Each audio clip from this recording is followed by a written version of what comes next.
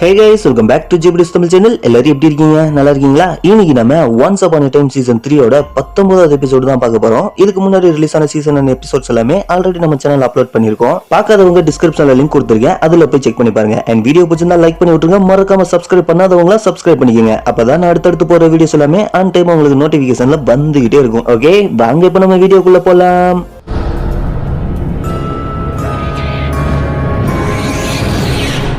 19வது எபிசோடோட ஸ்டார்டிங்ல ஃபேரிலாண்ட காமிக்கிறாங்க. அங்க ஒருத்தன் காட்டுக்குள்ள வேகமா குதிரை வந்துட்டு இருக்கான். இப்ப இந்த சைடு கோட்டையில ரெஜினாவும், நீ இதை சொல்றதுக்காக முழு ராஜ்யத்தையும் ஒண்ணு கூட்டியிருக்கியா? உனக்கு என்ன பைத்தியமா? அந்த விக்கெட் வச்சு வெளியே சுத்திட்டு இருக்கா. இப்போதைக்கு நீ பிரெக்னண்டா இருக்கிறத வெளியே சொல்ல வேணாம்னு சொல்றா. அப்ப குதிரையில வந்தவன் அங்க வரான். அவன் யாருன்னு பார்த்தா அது பெல்லு. ஸ்னோவும் நீங்க எங்க போயிருந்தீங்கன்னு கேட்க, நானும் நீலும் டார்க் பொண்ண மறுபடியும் உயிர் பழக்க வைக்க போயிருந்தோம். ரம்பிளும் உயிர் பழச்சிட்டான், ஆனா நீலோட உயிரை எக்ஸ்சேஞ்ச் பண்ணின்னு சொல்றா.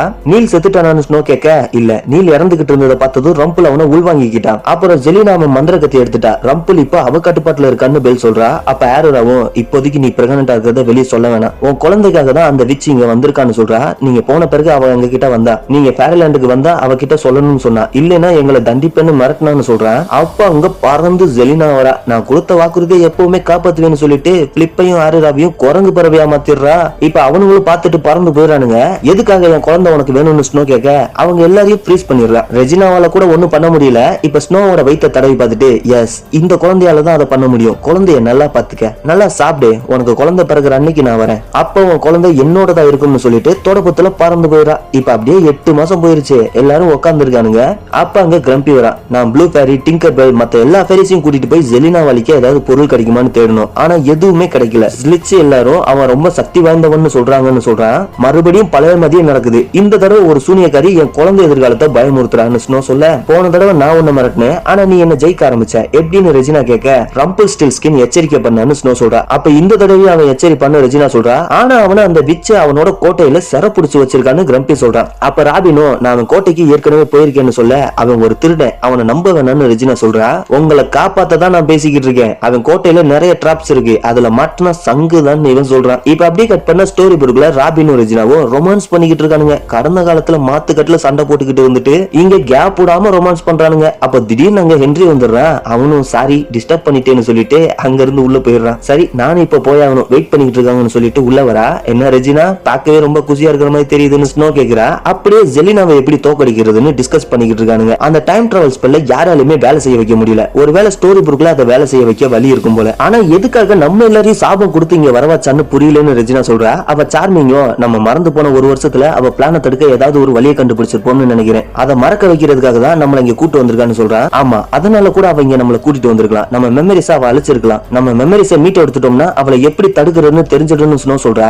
அதுக்கு நம்ம இந்த சாபத்தை உடைக்கணும்னு சார்மிங் சொல்ல, நம்ம கிட்ட தான் ஏற்கனவே ரட்சகர் இருக்காளன்னு ஸ்னோ சொல்றா. ஆனா அதுல ஒரு சிக்கல் இருக்கு. போன தடவை நான் மேஜிக்கை நம்பி ஹென்ரிக்கு முத்தம் கொடுத்ததால சாபம் உடைஞ்சிச்சு, இந்த தடவை அப்படி எதுவும் இல்லைன்னு எம்மா சொல்றா. கரெக்ட், நம்பிக்கை அதுதான் எல்லாத்தையும் வேலை செய்ய வைக்கும், ஹென்ரியை நம்ம நம்ப வைக்கணும், நீ எப்படி நம்பணும்னு ரெஜினா கேக்குறா. எம்மாவும் அந்த புக் மூலமானு சொல்றா. அதான் நமக்கு கீ, அதை வச்சுதான் ஹென்ரியை நம்ப வைக்கணும்னு ரெஜினா சொல்ல, அவ சொல்றது சரிதான்னு ஸ்னோ சொல்றா. இப்ப இந்த சைடு ரம்பிள் ஹூக்க கடத்திட்டு வந்திருக்கா. நீ ஏன் எம்மாவுக்கு முத்தம் கொடுக்கலன்னு ஜெலினா கேட்க, நாங்க ஃப்ரெண்டா தான் பழகுறோம், அதனாலதான் அவன் சொல்றான், எனக்கு அவ பவரை ரிமூவ் பண்ணணும், ஸ்னோவுக்கு குழந்தை பிறக்கிறதுக்குள்ள நீ அவளுக்கு முத்தம் கொடுக்கலனா அப்புறம் எல்லாரையும் கொல்ல ஆரம்பிச்சிருவேன்னு சொல்றா. இப்ப அப்படியே கட் பண்ணா ஃபேரிலாண்ட்ல எல்லாரும் ரம்பிளோட கோட்டைக்கு வந்துட்டாங்க. ரெஜினாவும் கதவை திறக்க போறா. இரு தொடாதன்னு சொல்லிட்டு ராபின் கதவுல அம்ப விடுறான். அந்த கதவே இப்ப கொழுந்து விட்டு எரியுது. நீ எரிஞ்ச அம்பு என் தலைக்கிட்ட போச்சுன்னு அவ கத்த. அப்படியா, நீ கதவை தொட்டுனா உன் கையே போயிருக்கும், நன்றி சொல்றதை விட்டுட்டு திட்டிக்கிட்டு இருக்குன்னு ராபின் சொல்றான். இப்ப எல்லாரும் உள்ள போறாங்க. உள்ள ரம்பிள் கூண்டுல ஸ்பின்னிங் வீல சுத்திட்டு இருக்கா. ரம்பிள்னு ஸ்னோ கூப்பிட, ரம்பிளும் இல்ல பம்பிளும் இல்ல, இப்ப என்கிட்ட 2 மைண்ட் இருக்குன்னு அவன் சொல்றான். ரம்பிள் எங்களுக்கு உதவி தேவை, ஜெலினாவை எப்படி தடுக்கிறதுன்னு ஸ்னோ கேட்க, வாய்ப்பில்ல, கிட்டத்தட்ட எல்லாம் முடிஞ்சிருச்சுன்னு அவன் சொல்றான். இப்ப பெல்லும் நான் ட்ரை பண்ணி பாக்குறேன்னு சொல்லிட்டு அவங்கிட்ட போய், ரம்பிள் நீ உள்ள இருக்குன்னு எனக்கு தெரியும், எப்படி ஜெலினாவை தடுக்கிறதுன்னு சொல்லு பிளீஸ் கேக்குறா. தெற்கு பகுதியில ஒரு நல்ல சூனியக்காரி இருக்கா, அவ பேர் கிளிண்டா, அவ டார்க் ஃபாரஸ்டுக்கு நாடு கடத்தப்பட்டான்னு சொல்றான். டார்க் ஃபாரஸ்ட்ல அவளை எங்க கண்டுபிடிக்கிறதுன்னு ஸ்னோ கேட்க, கதவு வழியா உள்ள போங்க, ஆனா உங்க இதயம் தூய்மையா இருக்கணும், அப்பதான் அவன் கண்ணுக்கு தெரிவான்னு சொல்லிட்டு பாட்டா பாடுறான். இப்ப அப்படியே கட் பண்ண ஸ்டோரி புக்ல ரம்பிள் கடையில அந்த மேஜிக் புக் இல்லன்னு சார்மிங் சொல்றான். ரெஜினா நீ கடைசியா அதை ஹென்ரியோட ரூம்ல தானே பார்த்தேன்னு சொன்னேன்னு ஸ்னோ கேக்குறா. ஆமா, ஆனா இப்போ அங்க இல்ல, சாபத்தினால மறைஞ்சிடுச்சுன்னு சொல்றா. முதல் சாபத்தப்ப எனக்கு அது தேவைப்படும் போது அது என் அலமாரியில கண்ணுல பட்டுச்சு, ஹென்றி அப்போ கைவிடப்பட்டதா நினைச்சு ஃபீல் பண்ணிக்கிட்டு இருந்தான், அந்த புக் தான் அவனுக்கு எல்லாத்தையும் புரிய வச்சுச்சுன்னு ஸ்னோ சொல்ல, சரி அப்ப நம்ம மறுபடியும் உன் அலமாரியை போய் செக் பண்ணி பார்க்கலாம்னு ரெஜினா சொல்றா. உடனே எல்லாரும் கிளம்புறானுங்க. இப்ப எம்மாவும் வெளியே வந்து ஹென்றி கிட்ட சொல்லிட்டு கிளம்புறா. அவனும் பின்னாடியே வந்து உண்மையிலே நீங்க எங்க தான் போறீங்க, என் அப்பாவை கொன்னவ விஷயமாவான்னு கேக்குறான். ஆமான்னு சொல்றா. வந்ததுல இருந்து என்கிட்ட போய் தான் சொல்றீங்க, நான் எல்லாத்தையுமே தெரிஞ்சுக்க தகுதியானவன் தான் சொல்றான். ஆனா நான் உன் அம்மா, உனக்கு எது தெரியணும் எது தெரியக்கூடாதுன்னு எனக்கு தெரியும், புரிஞ்சுதான்னு இவ கத்துறா. சரி சாவியை கொடுங்க, நான் ரூமுக்கு போறேன்னு சொல்ல அவளும் சாவியை கொடுத்துட்டு கிளம்புறா. இவனும் வேகமா உள்ள வந்து பின்வழியா கார் டோரை திறக்க ட்ரை பண்றான். அப்ப அங்க ஹூக் வந்துடுறான். எங்க போறேன்னு தெரிஞ்சுக்கலாமான்னு கேட்க நான் வீட்டுக்கு போறேன்னு சொல்றான். நீ நியூயார்க்கு போக தானே பிளான் பண்ணிருக்க, அதை என்னால அனுமதிக்க முடியாது, அது ஆபத்து, அதுக்கு பதிலா என்கிட்ட ஒரு வழி இருக்குன்னு சொல்றான். இப்ப இந்த சைடு எல்லாரும் ஸ்னோவோட அலமாரியில அந்த புக்கை தேடிட்டு இருக்காங்க. இங்க இல்லன்னு அம்மா சொல்ல ஸ்னோவும் போய் பாக்குறா. அங்கதான் அந்த புக் இருக்கு. ரெஜினாவும் அதை வாங்கிட்டு இந்த புக்ல எல்லா விஷயமும் இருக்கும், ஜெலினா இந்த சாபத்தை போட யாரோட இதயத்தை நசுக்குனான்னு தெரிஞ்சுக்கணும், அதுதான் அவ பலவீனம்னு சொல்லிட்டு கிளம்புறா. உண்மையிலேயே நீ தேடும் போது அந்த புக் உன் கண்ணுக்கு தெரியலையான்னு ஸ்னோ கேட்க நான் பொய் சொல்றேன்னு நினைக்கிறியான்னு அம்மா கேக்குறா. இல்ல அப்படிலாம் நினைக்கல. சரி இங்க என்னதான் நடக்குது, நீ கிரானி கடையில இருந்து வந்ததுல இருந்து சோகமா இருக்க, ஹென்றி கிட்டையும் கத்துறேன்னு கேட்க ஏன்னா இந்த பிரச்சனைக்குள்ள நான் ஹென்ரிய கொண்டு வர விரும்பலன்னு அவ சொல்றா. அப்ப இதெல்லாம் முடிஞ்சது நீ அவனை நியூயார்க்கு கூட்டு போறியான்னு கேக்குறா. இவளும் ஆமான்னு சொல்றா. சாரி நீங்க அங்க நிம்மதியா இருந்தீங்க, நான் தான் கெடுத்துட்டேன்னு ஸ்னோ சொல்றா. இல்ல அவ சாபத்தை உடைக்க ஹென்ரிக்கு நினைவு வரணும்னா அதை பண்ணிதான் ஆகணும்னு அம்மா சொல்றா. இப்ப அப்படியே கட் பண்ண பேரலன்ல ஸ்னோ, ரெஜினா, சார்மிங் 3 பேரும் இருள் காட்டுக்குள்ள வந்துட்டாங்க. அங்க ஒரு கதவு இருக்கு. இந்த கதவுக்கு பின்னாடி ஒண்ணுமே இல்லைன்னு சார்மிங் சொல்ல அந்த கதவு வழியா உள்ள போலாம், நம்ம மனசு தூய்மையா இருந்தா மட்டும்தான் கிளிண்டாவை பார்க்க முடியும்னு ரம்பிள் சொன்னான்னு சொல்லிட்டு கதவை திறந்துட்டு ஸ்னோ உள்ள போய் மறைஞ்சுக்கிறான். பின்னாடியே சார்மிங் உள்ள போயிடுறான். ஆனா ரெஜினாவால போக முடியல. இப்ப இவங்களும் அந்த கதவு வழியா ஒரு அடர்ந்த பனி இருக்கிற காட்டுக்குள்ள வந்திருக்காங்க. அங்க கிளிண்டாவும் வரா. ரெஜினா எங்கன்னு சார்மிங் கேட்க அவ மனசு தூய்மையா இல்ல, அதனால கதவு வழியா அவளால வர முடியாது. உன்னை பத்தி நிறைய கேள்விப்பட்டிருக்கேன் ஸ்னோ, நீ எதுக்காக வந்திருக்கேன்னு எனக்கு தெரியும்னு சொல்றா. லைட் மேஜிக், அது ஜெலினாவை தோக்கடிக்க உதவும்னு சொன்னாங்க, அதான் உன் உதவியை கேட்டு இங்க வந்திருக்கோம்னு சார்மிங் சொல்ல என்ன மன்னிச்சிருங்க, ஜெலினாவை தோக்கடிக்கிற அளவுக்கு என் மேஜிக் பவர்ஃபுல்லானது இல்ல, நாங்க ரொம்ப காலத்துக்கு முன்னாடியே நண்பர்களா இருந்தோம், ஆனா அவளை டார்க் மேஜிக்கு அர்ப்பணிச்சிட்டா, நான் அவளை தடுக்க முயற்சி பண்ணேன் ஆனா தோத்துட்டேன்னு கிளிண்டா சொல்றா. வேற எதுவும் வழி இல்லையான்னு ஸ்னோ கேக்குறா. இருக்கு, அவ பிறக்கும் போதே பவர்ஃபுல்லான சக்தியோட தான் பிறந்தா, ரொம்ப காலத்துக்கு முன்னாடி அவளுக்கு நான் ஒரு பதக்கத்தை கொடுத்தேன், அப்பல இருந்து அதுக்குள்ளதான் அவ மேஜிக் இருக்குன்னு கிளிண்டா சொல்றா. அப்ப அதை ரிமூவ் பண்ணிட்டோம்னா அவ மேஜிக்கை இழந்துருவாளன்னு சார்மிங் கேட்க ஆமா, ஆனா அதுக்கு ஒரு ஸ்ட்ராங்கான லைட் மேஜிக் உங்களுக்கு தேவைப்படும், அது உண்மையான அன்புனால உருவான மேஜிக்னு சொல்றா. அது எம்மா தான், அவ தான் உண்மையான அன்புல உருவானவ, அவ ரட்சகர்னு ஸ்னோ சொல்ல ஆமா, எம்மாவால மட்டும்தான் ஜெலினாவை தோக்கடிக்க முடியும்னு கிளிண்டா சொல்றா. ஆனா அவ பேரலாங்க இல்லையே, அவகிட்ட எங்களால போக முடியாதுன்னு சார்மிங் சொல்றா. அப்படின்னா எதுவுமே பண்ண முடியாதுன்னு கிளிண்டா சொல்றா. இல்ல வேற ஒரு வழி இருக்கு, நம்ம டார்க்கர்ஸ பயன்படுத்தணும்னு ஸ்னோ சொல்றா. ஆக மொத்தம் இந்த தடவை போட்ட சாபத்தை இவனுங்க தான் உருவாக்கி இருக்கானுங்க போல. இப்ப வெளியே வந்து நடந்ததெல்லாம் ரெஜினா கிட்ட சொல்லுவோம். உனக்கு என்ன பைத்தியமா, அந்த சாபத்தை உருவாக்க நம்ம விரும்புற ஒருத்தரோட இதயத்தை அழிக்கணும்னு சொல்றா.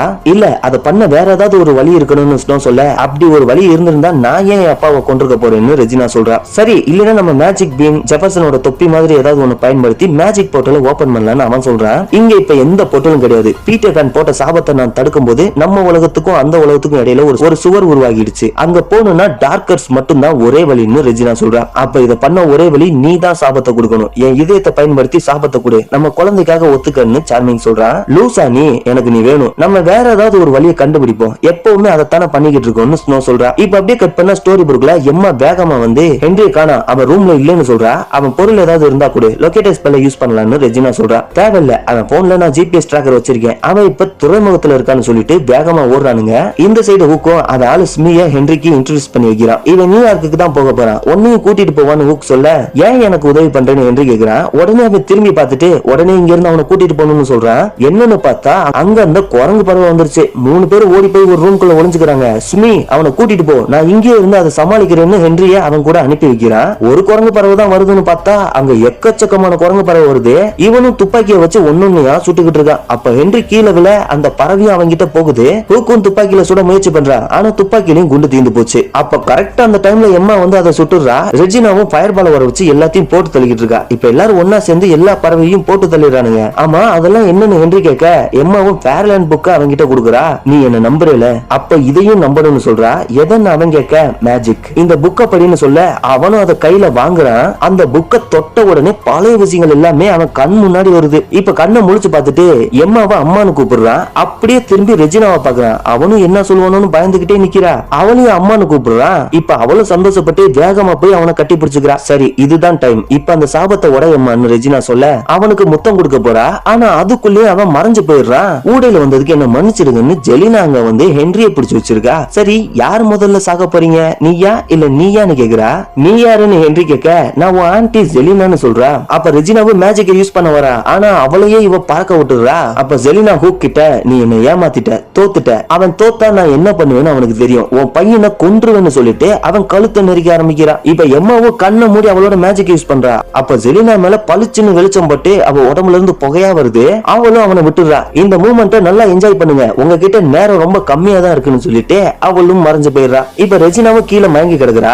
அப்படியே கட் பண்ணா ஃபேரிலண்ட்ல ஸ்னோவும் சார்மிங்கும் சாபத்தை போட பொருளை ரெடி பண்ணிட்டானுங்க. இதுக்கு வேற வழியே இல்லையான்னு ஸ்னோ கேட்க, இல்ல இருந்திருந்தா நான் திரும்ப ஹென்றி கிட்ட போயிருப்பேன்னு உனக்கே தெரியும், இதுதான் ஒரே வழின்னு ரெஜினா சொல்றா. ஸ்னோவும் ஒத்துக்க மாட்டேங்கிறா. சார்மிங்கும் எடுத்து சொல்லி புரிய வச்சு அவளை ஒத்துக்க வச்சிடறான். அவங்க நிலைமையை பார்த்து இப்ப ரெஜினாவுக்கே கண் கலங்கிருது. சரி இப்ப ஆரம்பின்னு சொல்ல, இது ரொம்ப வலிக்கும் ஆனா வேலை செய்யும்னு சொல்லிட்டு அவன் இதயத்தை வெளியே எடுத்துடுறா. அதை ஸ்னோ கையில கொடுக்க அவளும் அதை நசுக்க சார்மிங்கும் இறந்து போய் கீழே விழுந்துடுறான். வேகமா அதை உள்ள போட்டுட்டு அவளும் அவனை கட்டி பிடிச்சுக்கிட்டு அழுகுறா. ரெஜினாவும் இந்த சைடு அழுகுறா. அப்ப அங்க ஜெலினா வரா. அவ அந்த ஸ்பெல்ல ஏதோ மேஜிக் யூஸ் பண்ணிடுறா. நீங்க உண்மையிலே ரம்பிளோட சாபத்தை பயன்படுத்துறீங்களா, அத பத்தி எனக்கு தெரியாதுன்னு சொல்ல, நீ லேட்டா வந்துட்ட, சாபத்தை ஏற்கனவே போட்டாச்சுன்னு ரெஜினா சொல்றா. இல்ல இன்னும் லேட் ஆகல, நீ உன் ஹஸ்பண்ட தியாகம் பண்ணது வேஸ்டா போச்சுன்னு ஜெலினா சொல்றா. இல்ல அவ உளறா. சாபத்தை ஒரு தடவை போட்டாச்சுன்னா அதை யாராலையுமே தடுத்து நிறுத்த முடியாதுன்னு ரெஜினா சொல்ல, என்னால தடுக்க முடியாதுதான், ஆனா அதுல கொஞ்சம் நான் மேஜிக் யூஸ் பண்ணிருக்கேன், அது ஃபர்கெட்டிங் போர்ஷன், உங்களுக்கு எதுவுமே ஞாபகம் இருக்காதுன்னு சொல்றா. அப்ப அந்த சாபமும் வெளியே வர ஆரம்பிக்குது. புது உலகத்துல இங்க நடந்தது எதுவுமே உங்களுக்கு ஞாபகம் இருக்காது, என்ன அடையாளம் கூட தெரியாது, நீயும் உன் ஹஸ்பண்ட் எங்க இருக்கான்னு தேடுறதுல ரொம்ப பிஸியா இருப்பேன்னு சொல்லிட்டு அங்க இருந்து பறந்து போயிடுறா. இப்ப அப்படியே கட் பண்ண ஸ்டோரி புக்ல ரெஜினாவும் எந்திரிச்சிடுறா. இனி உன்னை விட்டு நான் எப்பவுமே போக மாட்டேன் பிராமிஸ்னு சொல்லிட்டு அவனுக்கு முத்தம் கொடுக்குறா. அப்ப திடீர்னு ஒளி வந்து ஸ்டோரி புக் ஃபுல்லா பரவுது. சாபமும் உடைஞ்சிடுது. எல்லாருக்குமே ஃபேரிலாண்ட்ல நடந்த விஷயம் எல்லாமே ஞாபகம் வந்துருச்சு. இந்த சாபத்தை ஒன்னாலதான் உடைக்க முடிஞ்சதுன்னு ரெஜினா கிட்ட சொல்லிட்டு ஸ்னோ கிட்ட போய் எல்லாம் ஞாபகம் இருக்கான்னு கேக்குறா. ஆமான்னு அவ சொல்ல, சரி ஜெலினா எப்படி சாபத்தை போட்டான்னு கேக்குறா. அவ பண்ணல, நாங்க தான் செஞ்சோம். ஜெலினாவோட பலவீனம் லைட் மேஜிக், அது நீதான், உன்னால மட்டும்தான் அவளை தோக்கடிக்க முடியும், அதனாலதான் அந்த சாபத்தை போட்டோன்னு ஸ்னோ சொல்றா.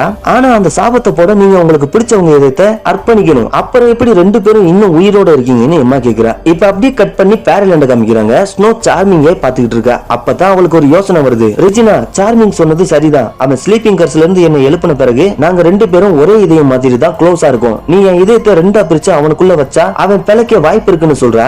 இங்க பாரு ஸ்னோ, உன் லவ் ஸ்ட்ராங்னு எனக்கு தெரியும், ஆனா நீ சொல்ற மாதிரி இது அவ்வளவு ஈஸி இல்ல, இது வேலை செய்யாம போயிடுச்சுன்னா ரெண்டு பேருமே செத்துருவீங்கன்னு அவ சொல்றா.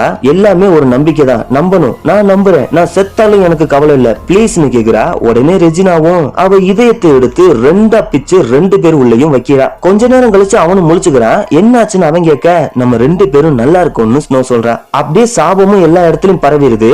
இப்ப அப்படியே கட் பண்ண ஸ்டோரி புக்ல ஹென்ரியும் ரெஜினாவும் பேசிக்கிட்டு இருக்காங்க.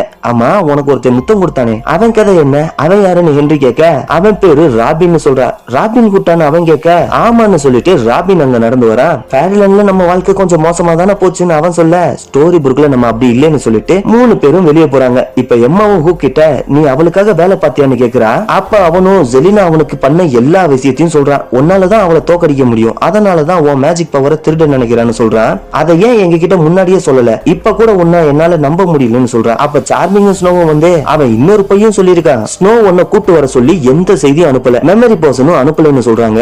ஆனா அது உண்மைதான், எனக்கு செய்தி வந்துச்சு, அதனாலதான் எம்மாவை இங்க கூப்பிட்டு வந்தேன்னு அவன் சொல்றான். இப்ப அப்படியே கட் பண்ண ஃபேரிலாண்ட்ல ஜெலினா ஒரு ஸ்பெல்ல ரெடி பண்ணிக்கிட்டு இருக்கா. அந்த சாபம் வந்துகிட்டு இருக்குன்னு அவ சொல்ல, ஆமா நீ தோத்துட்ட, இனி உன்னால ஒண்ணுமே பண்ண முடியாதுன்னு ரம்பிள் சொல்றான். அதனால ஒண்ணும் பிரச்சனை இல்ல, என்னால அந்த லேண்ட்லயும் நான் நினைச்சதை செய்ய முடியும், நான் கடந்த காலத்தையும் கண்டிப்பா மாத்துவேன்னு சொல்றா. ஆனா அதுக்கு நடந்ததெல்லாம் உனக்கு ஞாபகம் இருக்கணுமேன்னு அவன் கேட்க, எனக்கு ஞாபகம் இருக்கும், அதுக்கு தான் இந்த ஸ்பெல்லுன்னு சொல்லிட்டு அதை குடிச்சிடுறா. ரம்பிளுக்கும் அந்த ஸ்பெல்ல கொடுத்துட்டு, உன்னோட பிரெயினும் எனக்கு அங்க தேவை, இத குடின்னு சொல்லிட்டு அங்க இருந்து போறா. அவனும் அந்த ஸ்பெல்ல பார்த்துட்டு, பழைய ஞாபகங்கள் வலியை கொடுக்கும், ஆனாலும் நான் பழி வாங்குறதுக்காக இதை குடிக்க போறேன்னு சொல்லிட்டு அதை குடிக்க போறான். அப்ப திடீர்னு அவன் சுவரோட ஒட்டிக்கிறான். அவன் முகமெல்லாம் மாறுது. திடீர்னு அவனுக்குள்ள இருந்து நீல் வெளியே வரான். ரம்பிளும் மயக்கம் போட்டு கீழே விழுந்துறான். நீ எதையும் ஞாபகம் வச்சுக்கணும்னு அவசியம் இல்ல, இது எம்மாவுக்கு தான் தேவைன்னு சொல்லிட்டு அங்க இருந்து இறகு எடுத்து செய்தி எழுதி அதை புறாக்கல்ல கட்டி விட்டு கேப்டன் ஹூக்க கண்டுபிடி, அவங்கிட்ட இதை சேர்த்துருன்னு சொல்லிட்டு அதை பறக்க விட்டுறான். இப்பதான் தெரியுது நீல் பய உள்ளதான் எம்மாவுக்கு அந்த செய்தி அனுப்பியிருக்கான்னு. இப்ப திரும்ப போய் ரம்பிளோட உடம்புக்குள்ளே புகுந்துடுறான். இப்ப அப்படியே கட் பண்ணா ஸ்டோரி புக்ல ஹென்றி நீலோட சமாதிக்கு பூ வைக்கிறான். அப்ப திடீர்னு ஸ்னோவுக்கு பிரசவ வலி வந்துருது. கிட்டத்தட்ட கிளைமேக்ஸே நெருங்கிட்டோம் போல. இப்ப ஸ்னோவும் குழந்தை பிறக்க போகுதுன்னு சொல்றா. அப்படியே 19வது எபிசோடையும் முடிக்கிறாங்க. ஓகே, இந்த 19வது எபிசோடு உங்களுக்கு பிடிச்சிருக்குன்னு நினைக்கிறேன். பிடிச்சிருந்தா லைக் பண்ணி விட்டுருங்க. மறக்காம சப்ஸ்கிரைப் பண்ணாதவங்களா சப்ஸ்கிரைப் பண்ணிக்கோங்க. அடுத்து 20வது அடுத்த எபிசோட்ல பார்க்கலாம். அது வரைக்கும் தேங்க்ஸ் ஃபார் வாட்சிங் அண்ட் பை பை.